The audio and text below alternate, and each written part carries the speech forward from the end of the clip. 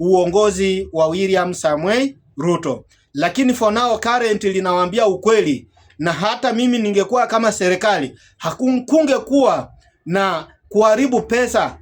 Kama ni serikali itaweza kusimama muhula wa miaka 10 ndio iondoke madarakani, hakuna vya kupiga half term. Kama ni simame iongoze miaka 10 iweze kuisha, kwa sababu inajua kabisa ni pesa wanaharibu na hakuna mabadiliko yoyote katika ile kura. Ama wangefanya hivi basi wabadilishe watu kama magavana, sijui MCA, sijui kina nani hao wote, wakimaliza miaka 5 wapige kura, wafanye mabadiliko. Lakini serikali ya upresident usimamie pale hadi paka miaka 10 iweze kuisha.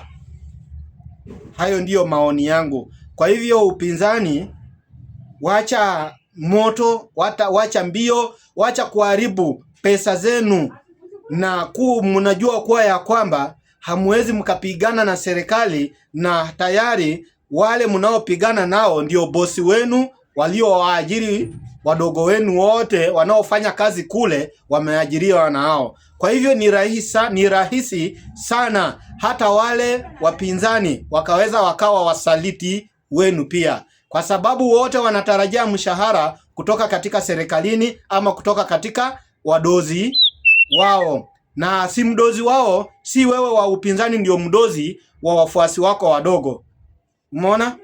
Kwa hivyo itakuwa ni vigumu zaidi. Kaeni chini, tulieni na mpate ushauri. Kama ni kazi, mupewe kazi, mfanye, muboreshe uchumi wa nchi. Ikifikia wakati wa miaka 10 ikishaisha, jipangeni, kwa sababu hata nyinyi jinsi ambavyo mupo mnajionyesha kuwa ya kwamba nyinyi ni watu wazuri, mmevalia ngozi ya kondoo. Hata mnapopewa haya madaraka bado jina la one term litasalia tu kuwa ni lile. Utasikia Rigathi must go, sijui Kalonzo must go, utakuta ni vile. Lakini mkishashika madarakani itakuwa ni vigumu sana upinzani kuwatoa nyinyi katika madarakani. Na hata wakapiga kura wakasema kura hii tumeamua tumeweka kwa kikapu ya upinzani peke yake, ni vigumu na haitakuwepo na ni haramu. Hiyo naye msahau kabisa. Aidha kitu ambacho kinaweza kikawafanya, kwa sababu kinachofanya iwe ngumu zaidi, tazama ufisadi. Nchi yetu imekalia, msingi wa nchi yetu ni ufisadi. Msingi wa nchi yetu, kando na nchi yetu, nchi zenye zimesalia zimetuzunguka karibu zote, iwe Tanzania, iwe Uganda, East Africa, kote msingi wa nchi, wa uboreshaji wa nchi, iwe ni serikalini, iwe ni nje ya serikalini, kilichotuboresha katika nchi yetu ni ufisadi na rushwa. Kwa hivyo hakuna mabadiliko yoyote inaweza ikabadilisha nchi yetu hii ya haki, hata kama kuna haki imeonekana kwa meza.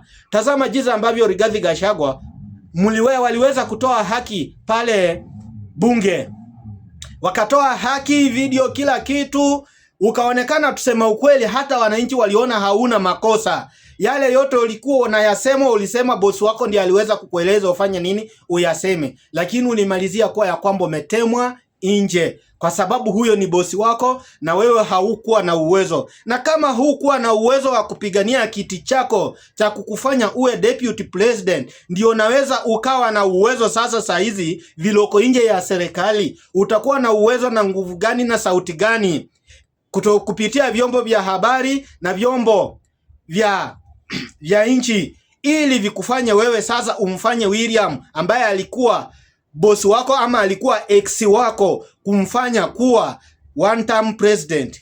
Haiwezekani na itakuwa ni vigumu zaidi. Kwa hivyo kwa hayo machache, kaa chini, tulia. Kama ni support tu hawa wadogo wako tu. Tazama kura ambaye imepigwa juzi, sijui ni Kasipul. Tazama kura ambaye imepigwa hii ya Wamuthende. Tazama hiyo kura vile ilipigwa. Tusema ukweli, mchana matokeo yanahesabu vingine, usiku matokeo yanatoka mengine. Umeona? Ili onekane kuwa ya kwamba